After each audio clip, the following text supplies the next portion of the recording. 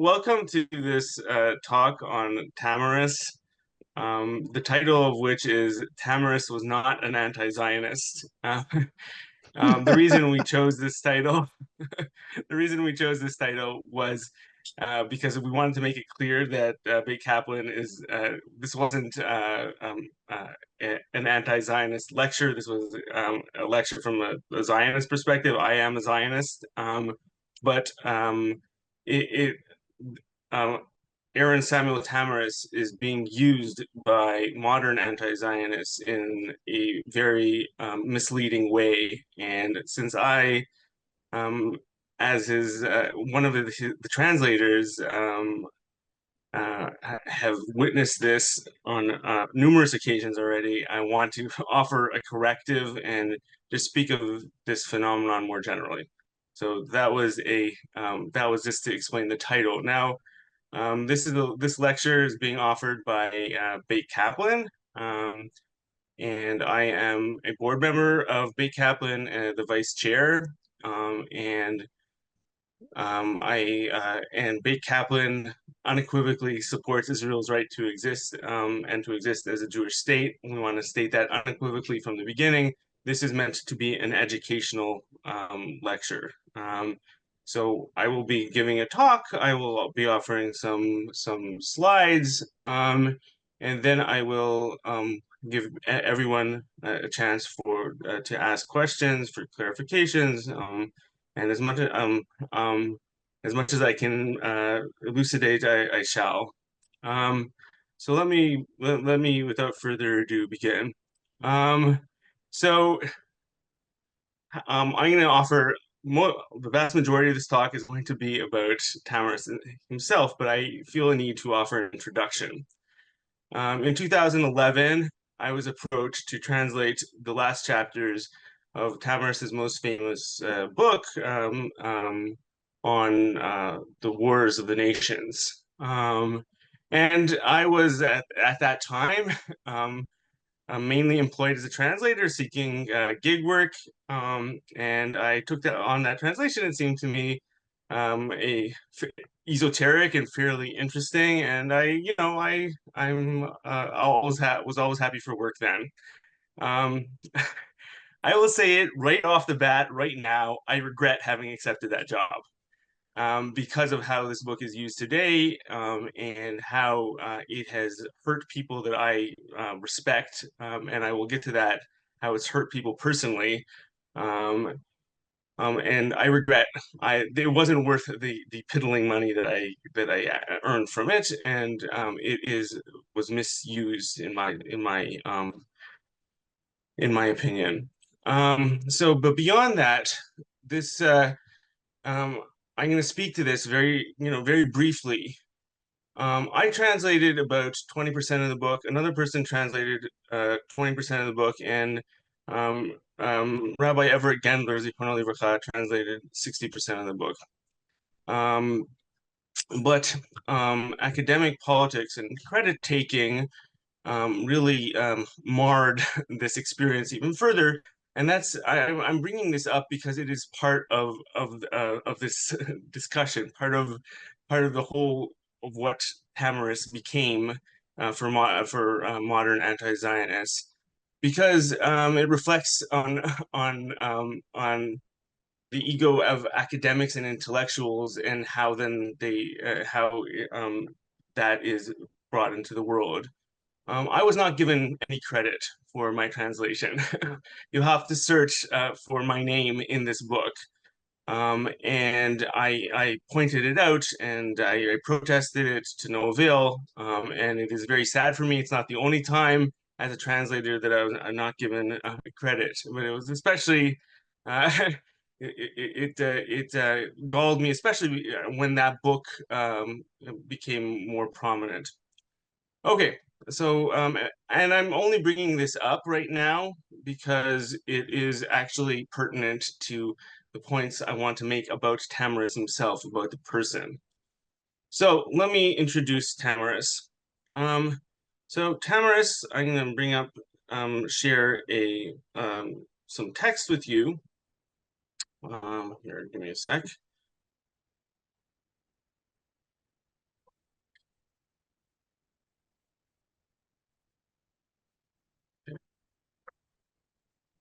Okay, so Tamares was born in 1869 to a Jewish family in Malch. It's a village in the Grodno district of Poland. I'm not Poland anymore. You know, the borders shifted in Eastern Europe a lot. Tamares was early recognized as an Ilui, a child prodigy whose capacity of mind yielded childhood mastery of Bible, Mishnah, Talmud, and codes. His further study at yeshivot in Kovno and Volozhin saw him ordained as a rabbi. In 1893, he became rabbi of the village of Milechice in the Białystok region of Poland, a Moldat, succeeding his father-in-law in that position, where he served until his death in 1931. That's the basics of who this person was. Just to place him, it's important to actually state exactly when he was born and when he died, because that actually is very pertinent to how he is misconstrued. So, Tamaris clearly possessed a great mind. He wasn't a Louis, and it's apparent in his writing. He was an intellectual of a high caliber. His reasoning and the way he the way he made sense of ideas and presented them, and he also spoke coherently. He also wrote coherently, and it's his writing is very clear. It's not elliptic, and he makes his points well. So I'm going to speak just what informed Tamaris's world was his deep life for the Judaism of the shtetl, which is where he was from. He was from a shtetl. And his philosophy is a consistent advocacy for pacifism. Now, pacifism is a philosophy that I have flirted with in my life, and is definitely an inspirational philosophy as an ideal. Because who of us really wants to to hurt people? It's not, that's something we can aspire to, that we never have to hurt people. So it can be inspirational. This is his philosophy in a nutshell. So Jewish history hammered out militarism from diasporic Jews. We know this from from history. Towards the turn of the from the BCE to the CE, Jews were a very, very restive bunch. One of the most popular occupations for Jews was being a mercenary. There were many rebellions of Jews, both in the diaspora and in the land of Israel. And almost uniformly, those rebellions ended disastrously. And at a certain point, the majority of Jews, just figured out that they weren't achieving what they wanted to achieve through force of arms. The values of the Jewish community writ large shifted, and it became a religion of accommodation and trying to keep one's head down, and a religion of peace. And all I'm saying this in generalities. I'm not going to go into particulars. According to Tamaris, they are perfected in the smelting house of Torah and exile into a nation that will bring a light into the world. This is his trajectory. In his mind, political Zionism, he distinguishes between political Zionism and other forms of Zionism. This is very important to state from the outset. Political Zionism is a form of nationalism, and nationalism inevitably leads to war. The nationalism, especially of the 19th and early 20th and mid-20th century, though he did not witness the mid-20th century. And for that reason, because war is so evil, war is the most horrible place human beings can get to, political Zionism is the wrong path. What he advocates for is a non-nationalistic Zionism, which doesn't seek to impose or coerce, but derives from the traditional love for the land as reflected in Torah and liturgy, and it's the only form of Zionism acceptable to Tamaris. Any immigration to Israel is to be done gradually and not overwhelmingly in his eyes. That is his position in a nutshell. Okay, this seems, for the time when he lived, that's what actually was happening. It was for the most part, immigration was gradual and not overwhelming, although that began to shift towards the end of Tamaris's life. So this is, we are familiar with this philosophy of pacifism, of elevating the shtetl, of really Torah as this essential aspect of Jewish existence. The idea that Jews will bring light into the world through their values learned through Torah. Those are familiar ideas. They're not Tamaris's only. They are found in other in many other among many other scholars. Um, what Tamaris is very good at, though, is to bring it into the present, bring that into the present, and speak very passionately that the Jewish philosophy should be one of pacifism and to avoid war at all costs. Okay, so up till now, this is fairly run of the mill. Aside from it being a very good, good writing, good rhetoric, um, but I want to say this right away. This book is a very painful book to read, and I'll tell you why. Um, I came to realize this upon rereading it recently, um, and it was my wife who clued me into it. Tamaris is a self-righteous intellectual, and who never, and I mean absolutely never, says anything good about anybody except himself. And I have to say this is not, it's not something easy to say.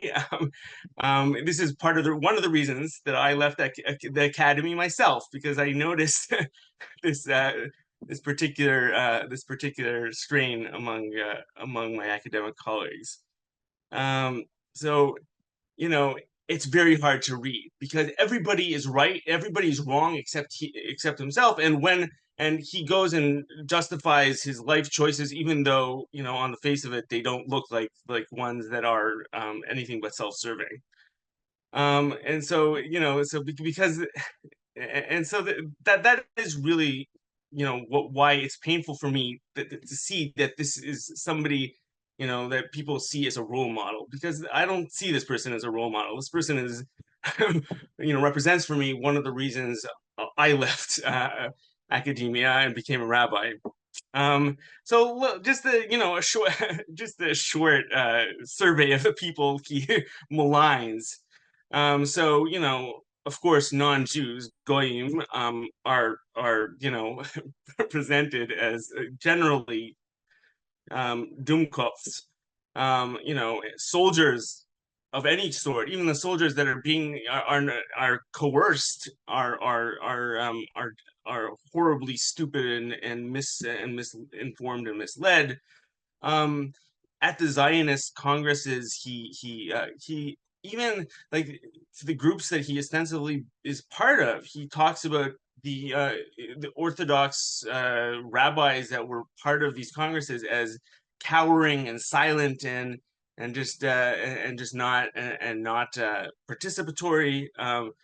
Political Zionists, he of course is. Those are political Zionists. He really just goes to town on and names a lot of them.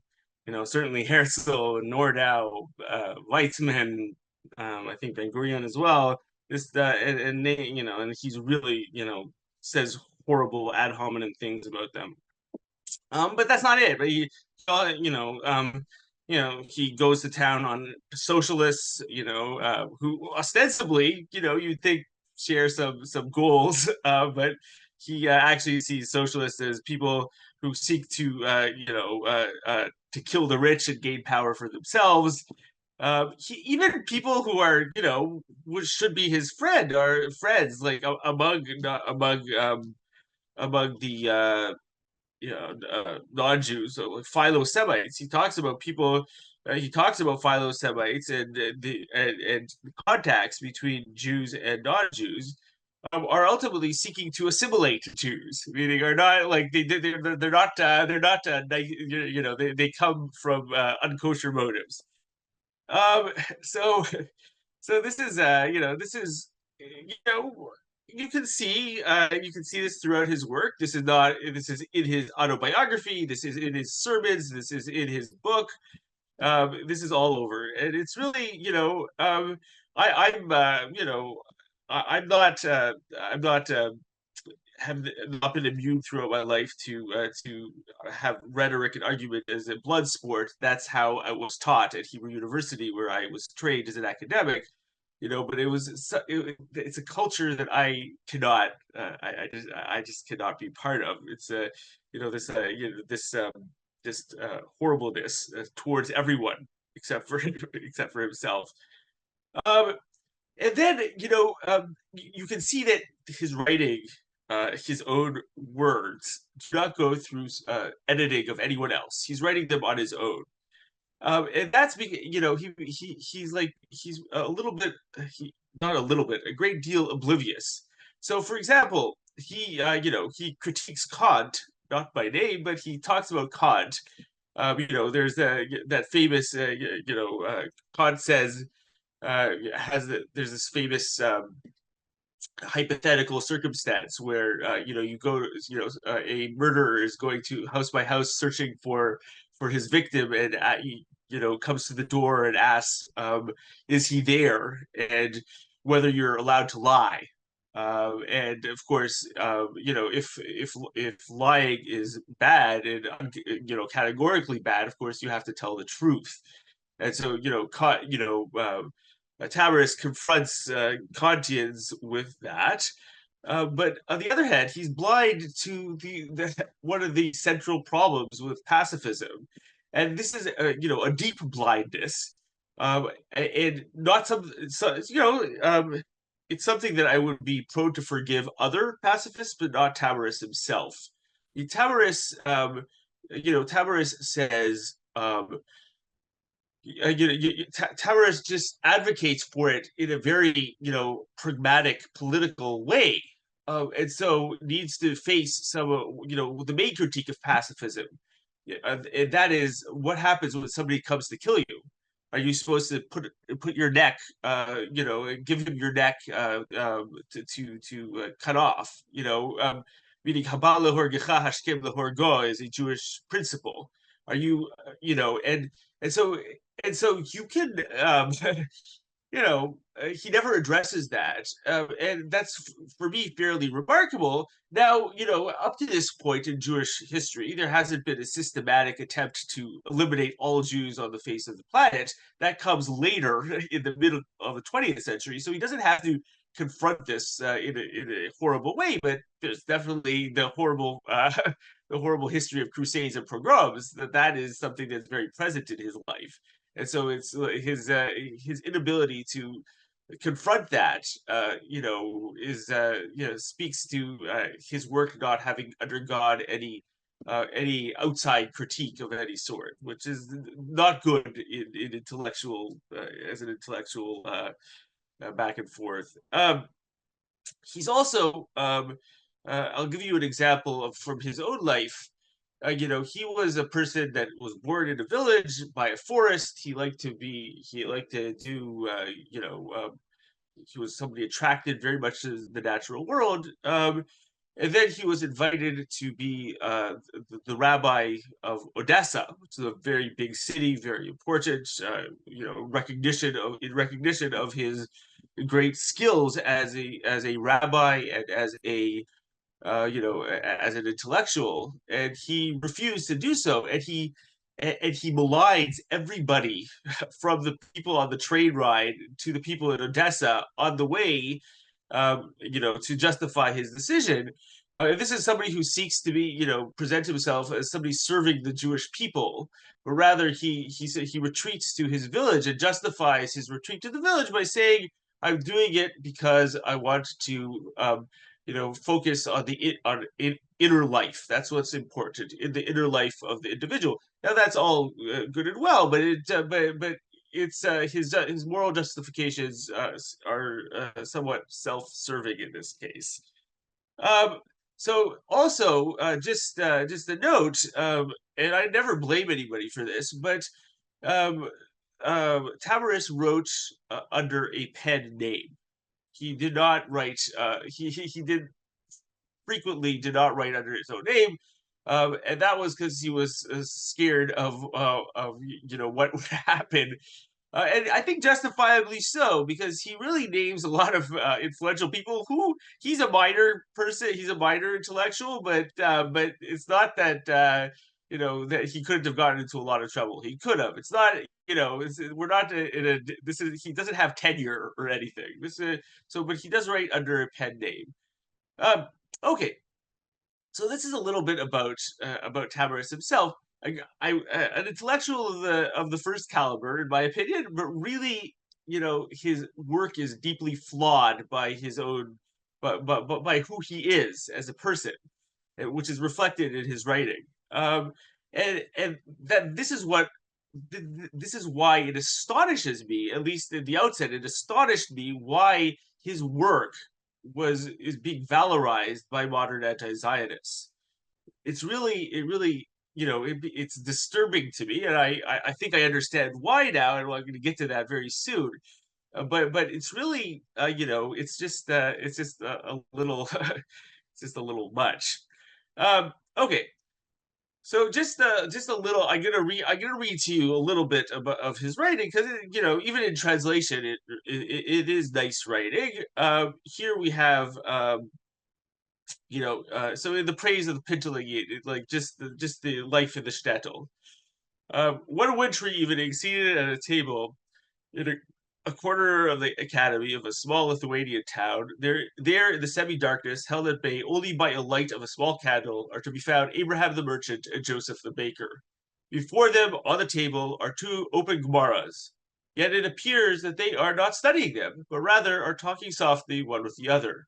For now many years, these two companions, night after night, at this hour by this table, have met to study together with dedicated enthusiasm their set portions of the Gemara. From this wonderful spiritual fount of the Jewish people, they have drawn forth the consolations of God for all the discriminations and persecutions imposed upon them and renewed and added to daily by their persecutors, as well as for their many woes in earning their livelihoods, those parched Jewish occupations vexing all the day long. Within this purifying well, they would each evening immerse and cleanse themselves also of the moral impurities of the commerce in which they necessarily engaged by day, but from which there accumulated within the depths of their Jewish soul much pain. The earth cracks, it quakes and totters, for its sin is grievous. To find consolation for this world upheaval, to give rest to the excited heart at this moment, which is hardly a moment of pleasure, it is altogether impossible to delight the heart of the Jew at this hour by the study of a legal issue in the Gemara, but only through seeking the key which will resolve the doubts and wanderings lodged in the heart, only by arriving at the depths of the contemporary phenomena which terrify the world and all in it. But despite this, they remained in their places, their Gemaras open before them, for they knew in their hearts that in the atmosphere of this house of study, with these books, more than in any other place, there would be kindled within them that light by whose illumination they might find the true solutions to these mysteries. There they sit whispering, these two friends, speaking softly to one another, that these wars are surely the wars of Gog and Magog, and that one may see in them the footsteps of the Messiah. And you can see over here, he writes fairly eloquently. This is from, this is from one of his sermons. So the writing that is most relevant uh, to us, because it speaks to his, in particular, to his Zionism and the ostensible anti-Zionism, are the final chapters of at least of this book that is being that was translated, but which were written really at the end of his life. So in those books, in those final chapters of that translated book, he confronts the Zionism of his day. It is in these pages that through these pages that modern anti-Zionists claim Tamares as one of their own. Tamares ostensibly says that the Arabs were in Israel for what 1,500 years, and even if the land was undeveloped during those 1,500 years, it doesn't justify Jews coming en masse. Jews shouldn't poke the bear. And here I'll give you the actual, where he says this. So advocating for a slow arrival. Travelers to Israel never entered as simple immigrants, merely desirous of a peaceful place in which to work and create a life for themselves, a place which would satisfy their romantic desire to hear echoes of the biblical age still resounding on the mountains of Judah, and which would, in due course, nourish their spirits with the reviving air of the land of Israel. A modest arrival of this sort would not have frightened and aroused the Arabs, and so it would have been possible gradually to establish here, in the land of our forefathers, a Hebrew settlement to the satisfaction of Jews everywhere, even though this Yishuv did not dream dreams of statehood and sovereignty, nor presume to dominate Jews everywhere as teachers of all Jews in the diaspora. It would have been possible to establish a simple Jewish settlement in the land of Israel, like Jewish settlements everywhere on this earth, that the land of our forefathers not be less than lands elsewhere. Thus, Jews in the land of Israel would have joined Jews everywhere in waiting for the true coming of the Messiah, that ideal moral redemption which is anticipated in scripture and rabbinic writings. Okay, so here, so this is, he advocates here for a slow arrival and speaks against arriving quickly, and he does this in a few places. Um, so, um, So if you were to identify here, and this is important, a particular care for Arabs or for the Palestinian narrative in Tamares's writing, you would be sorely mistaken. Tamares shows no interest or regard for the Palestinian narratives. Arabs are one more group of goyim, and you don't antagonize goyim according to a pacifistic approach. That's just like you don't antagonize the Russians or the Poles or the Germans, you don't antagonize Arabs. They're another group you don't antagonize. There's no, they have their own story. It's just really it's he's coming from an entirely Jewish perspective over here, not a perspective that is, valorizes anyone else. So that's problem number one in for modern anti-Zionists. If you read Tamares carefully, he doesn't value the narratives of other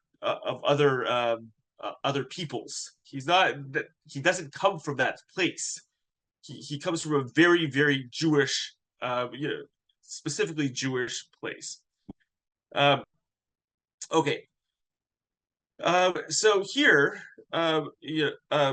there is actually, and this is interesting, and also very much against presenting Tamares as an anti-Zionist, is this there is one of the only groups in his entire work that he praises, aside from the Pintelagid, the idea of the Jew of the shtetl, are the chalutzim, are the people who work the land. And he says this more than once in these final chapters in praise of chalutzim. Let me state loudly and clearly that the honor due to these young men who are toiling to break stones and drain swamps in the land of Israel is beyond question. I too rejoice in them and admire them without reserve. I love the youth of Israel, those fine young people who are not interested in personal gain or diplomas from the gymnasia, who seek clearly the glory of menial labor, and who appreciate fully the satisfaction and exaltation of the toil of one's hands. For them I have the greatest respect, and henceforth I speak only of their masters and manipulators in Russell Street, this is England, who misuse the bodily toil of our young chalutzim for their own political purposes, and who for the previous 10 years, in fact, have scorned or ignored such young people and their work. So I don't think you'll find many modern anti-Zionists praising chalutzim. These are, we see here, and this is one of, this is one aspect of Tamares that needs to be mentioned, is that he really valued and people who were genuinely moral, like people who who did things for good reasons, and he found inspiration in that, and that's why these chalutzim, who for the most part are non-religious Jews. These are not people who these are people who have taken off their kippahs for the most part. They deserve the greatest praise. And this is not something you're not going to find praise for the chalutzim in the work of the of anti-Zionists. Okay. Um, okay. One thing that's very, very clear is Tamares was not a prophet or visionary of any sort. So Tamares predicts in his late years, he predicts that really political Zionism will not succeed because it is a minority view. Now that doesn't bear out historically. He says that, I'm not going to read the whole thing, but over here he says not 1 in 1,000 will actually live there. And we know today, of course, that more than 40% of the Jewish population of the world lives in Israel. So he's not prophetic in this. And political Zionists won out. This philosophy wins out. But beyond that, what's painful and why you can't really cast aspersions on somebody like Tamares is because he's wrong because of the Holocaust. He died before the Holocaust, and the Holocaust changed a lot of people's minds, the people who survived the Holocaust. And just like it exemplifies for many people a total failure of pacifism as a philosophy, that even if you want to be a pacifist, even if that's an ideal, it doesn't work in the real world. And so and that is really why this book is dated. It just cannot be possibly employed as a model, because you can't in Jewish history ignore the Holocaust. You can't in modern Jewish history ignore the Holocaust. It's not unignorable. It's just that it just it is a it's just the it's like ignoring the sun that is coming up in modern Jewish history. It's just not. It's really you can't do it. But modern anti-Zionists seem to some degree to ignore the Holocaust. Because why can you not ignore the Holocaust? Because pacifism works as long as people can survive sporadic, non-systemized killing. But when it's systemized, pacifism simply doesn't work. So, in sum, this bears little resemblance to modern anti-Zionism, which relies on neo-Marxist intersectionality. The oppressed should struggle together against those in power. And this is not. He doesn't ever say those kinds of things. There's an internationalism to it, and he goes to town on the socialists. He's not so he's not clearly not a fan of that philosophy in any way. Really, it's like its use is it's because he speaks against political Zionism that it's used by anti-Zionists. Okay, so another specifically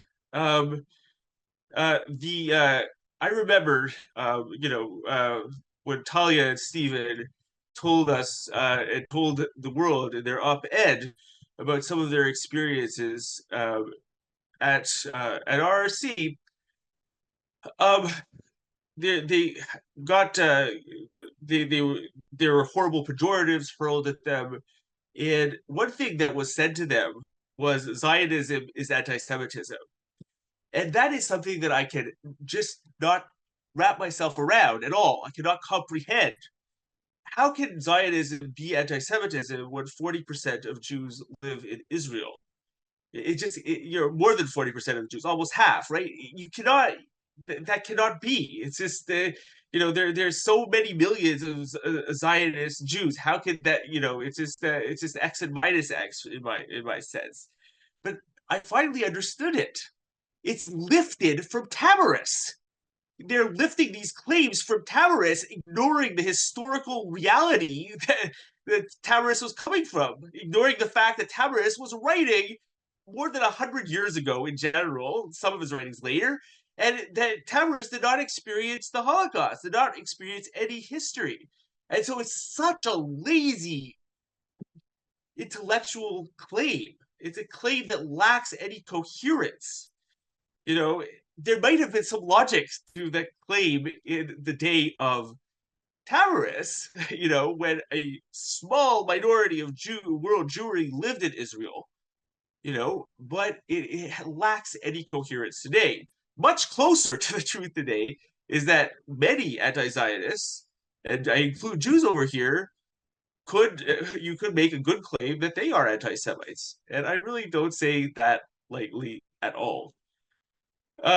Okay, I am stopping over here. We leave ample time for questions.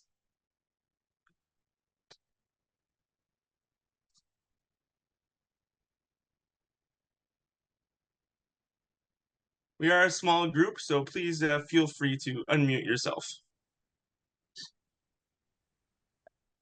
Tzemah, I was not expecting such passion from this talk.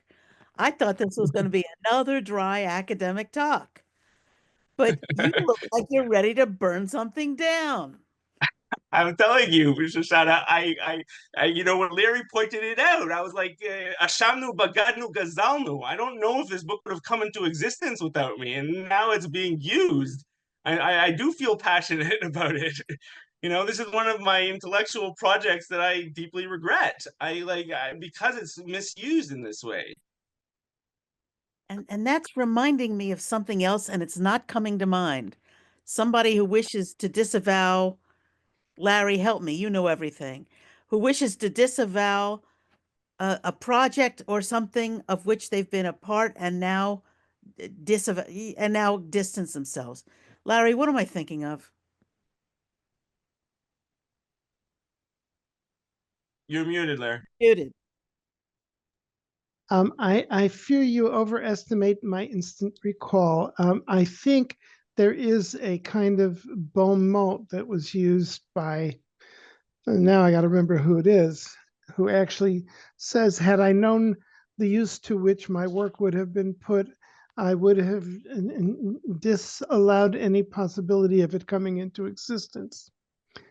There's someone who said that somebody like Bertrand Russell, who had a particular dislike for some issue that was taken out of his writings and used in a decontextualized and errant form. I think that's it, but I think there's something simpler than that. And don't ask me to remember what that is right now, because it isn't coming forward, so therefore it ain't there yet. Maybe I'm thinking of the scientists who worked on the atomic bomb.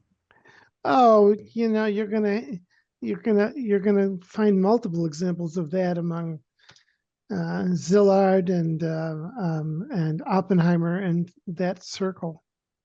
God. So I'm wondering what possibility there is, Tzemach, taking what Shosha said. What possibility is there protecting against that? We are free to decontextualize and use for any purpose we want any segment of a text, as infamously, or maybe it's famously, Michael Strassfeld cited the text about God will ask us to account for when we failed to taste the goodnesses of the world, things like pork, shellfish, and so on. And that became extended toward other pleasures. And of course, the risk is that one can then do that to the extreme. Say, well, One rape, who's going to care about the person who's the victim of it? I just want to see what it's like to do that to someone, just for the fun. There were science fiction stories about licensing murders. You're allowed one murder just to get it out of your system. 10th Victim, a movie that was made in Italy about from a science fiction story by famous science fiction satirist, short story satirist, whose name will come to me eventually. But it was turned into a full-length movie with all kinds of popular Italian and French movie stars in it. The 10th Victim. Yeah. Just one. I just want to kill one person. Let me allow me that privilege. But that isn't what and Maimonides, the text itself, clearly, unmistakably is understood within constraints and, as Shoshana likes to say, serious borders, unquote. Yeah. I don't know, Larry. It's we are, there's an epidemic of lazy thinking in the world. Because of social media, people don't bother to offer context. People don't bother to actually read or understand where something is coming from. And so this is, Tamares. This is on steroids. This idea they're lifting from Tamares, Zionism equals anti-Semitism, and then just serving it without any context whatsoever, making creating an absurdity. So I don't know how to address lazy thinking. Like, lazy thinking is a pandemic. It's there's nothing that you and I can do. We can push back where we find it, but beyond that, I don't exactly know what to do. And the thing is I haven't had the opportunity to actually, I've had these feelings bottled up about Tamares for a while, which is why you hear the passion in my voice.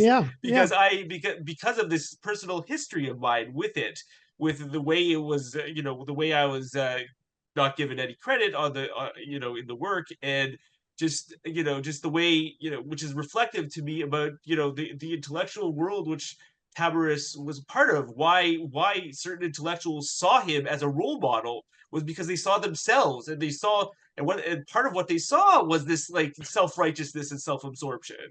And so so that's the problem here. Let me ask a question which has been hovering for almost 20 years, I guess, in the confines of the Reconstructionist movement, which is, can we establish admissions policies or boundaries of communities in which we say it's not acceptable to do this or say this, even though you are free to think it and you have the freedom of speech to say it aloud? We are not obligated to entertain it as a serious proposition. Yeah. Can we do that? I have come through congregations, to put it just on a gut level. When 9/11 happened, I was not the rabbi of the congregation from which I made my first retirement, but I was told an infamous story when the news reached the congregation the next Shabbos. There was there were two people in the congregation who stood up, and as the famous ritual of, and for whom say the name of the person you are remembering, if you're comfortable doing so, during the Kaddish Yatom. And the person said, all the brave Palestinians who died in bringing down the towers and attacking the Pentagon. And it was said in public, and you wonder why that congregation didn't draw more people. I had a medical doctor come one time, and he said, I'm not coming back to your congregation until they grow up. And that definition of growing up, it no longer is functional. So that's my gripe formulation of what you've said. Yeah, I mean, Larry, you're not wrong. Like, at the convening yesterday, somebody said basically Zionism is anti-Semitism. They were bringing reactions, and they said almost those words, and I was it's in the book. It's in, I don't know who said it, but how it's can in print from two of our colleagues in a book yes, they wrote. I know the book. Yes. Yes, but at least that they're saying it out. They're that's their philosophy, and it's not they're not there's not no misuse. It's abhorrent, but there's no misuse over there. Tamaris is being misused.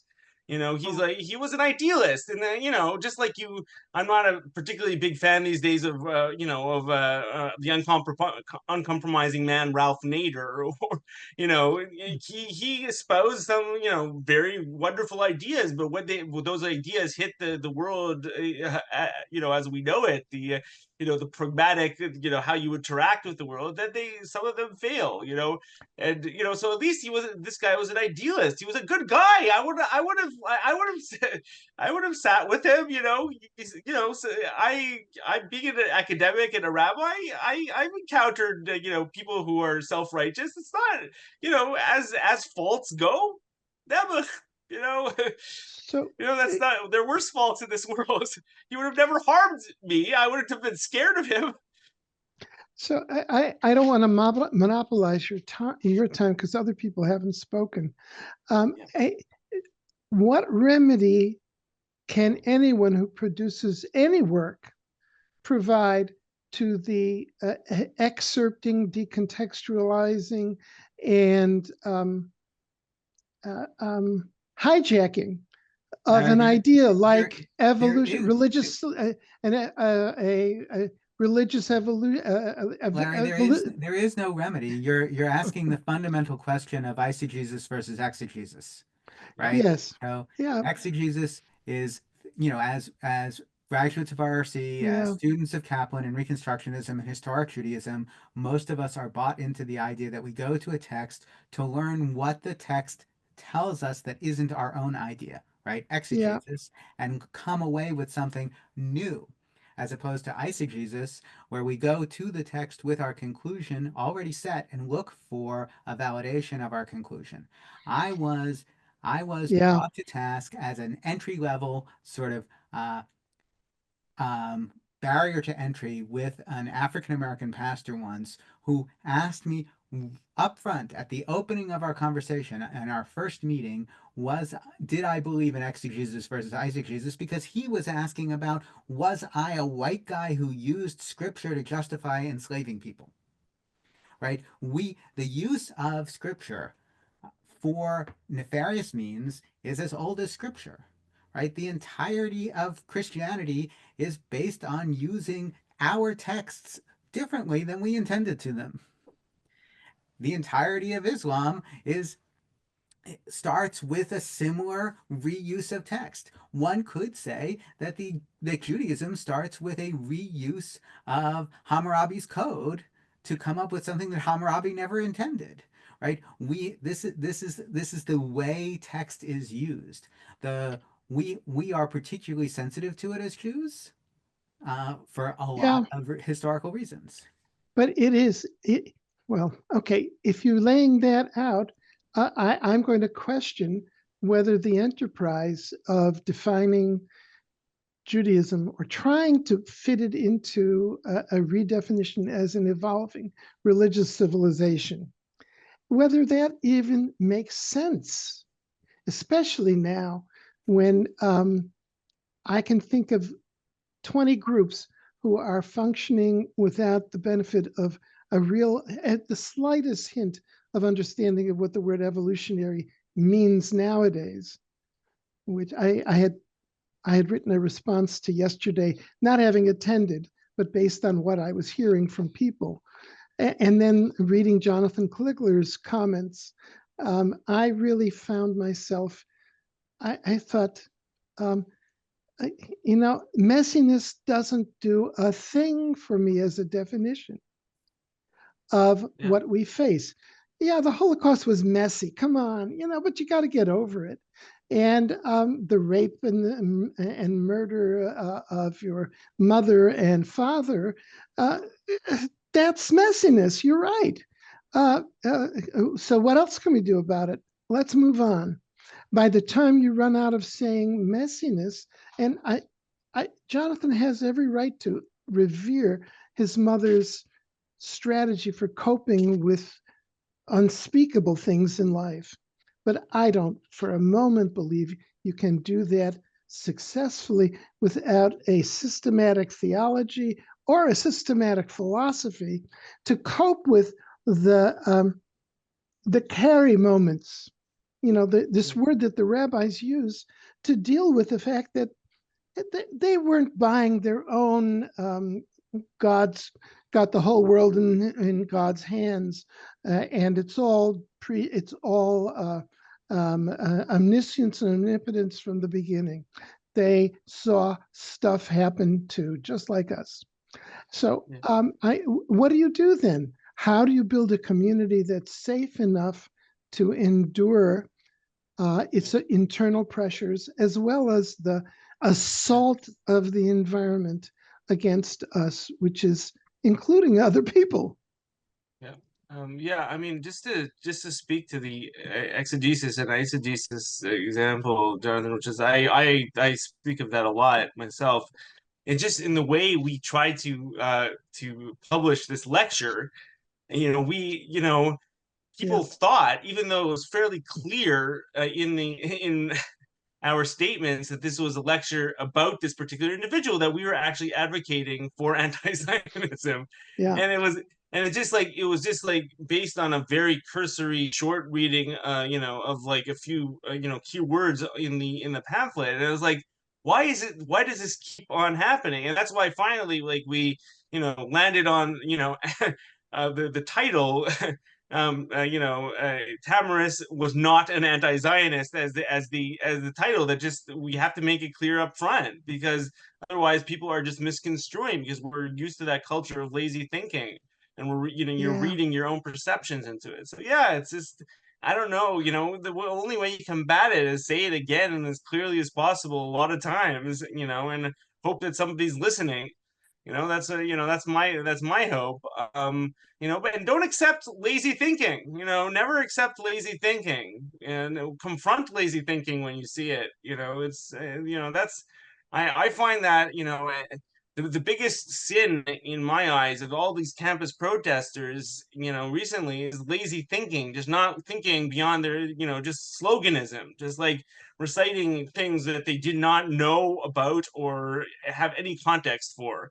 That is, that's just lazy, and you can educate, and but it's a pandemic, so you confront it when you can, but to stay to push back against the pandemic, well, that's hard.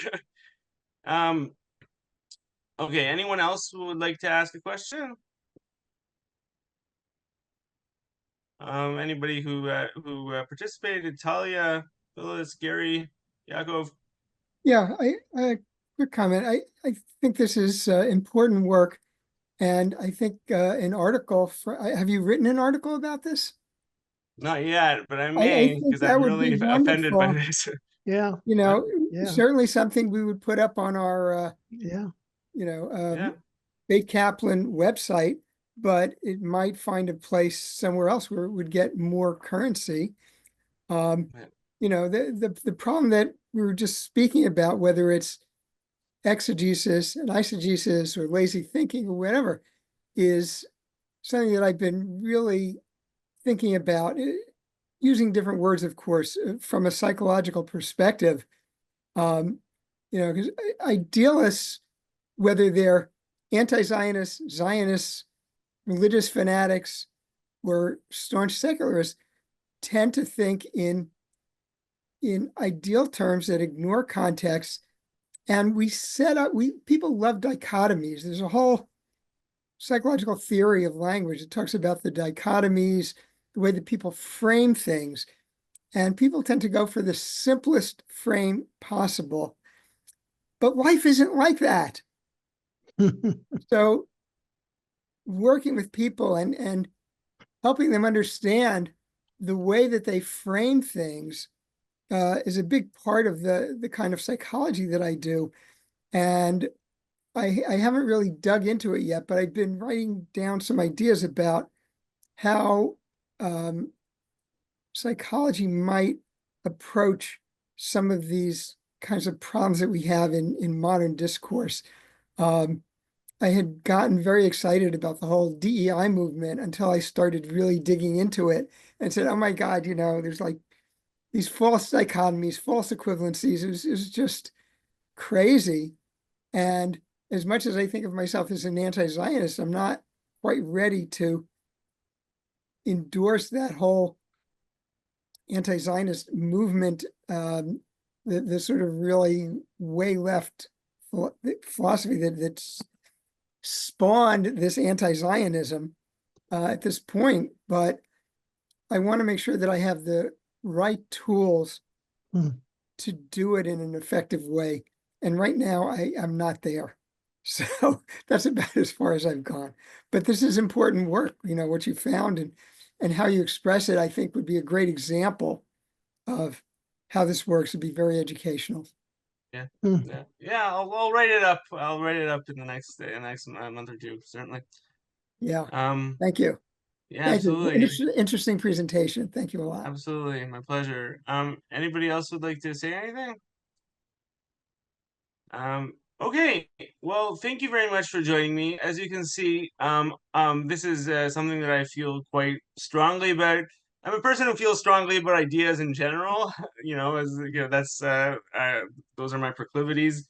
But here, you can see that this was personal to me, and it's because of how this was misused, and something that something that I participated in was misused, and I feel that I have actually a bit of a moral responsibility to offer a corrective.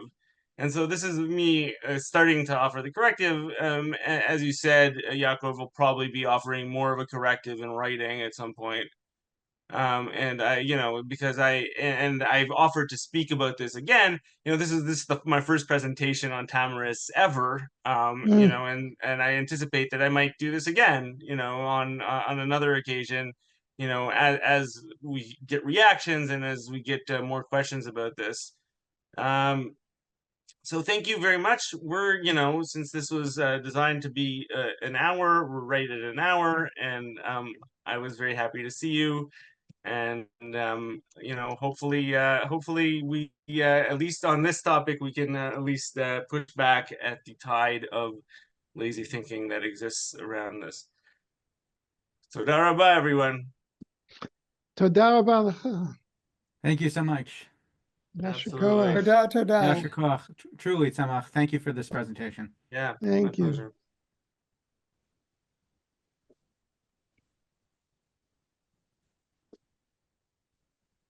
Yep. Thanks again.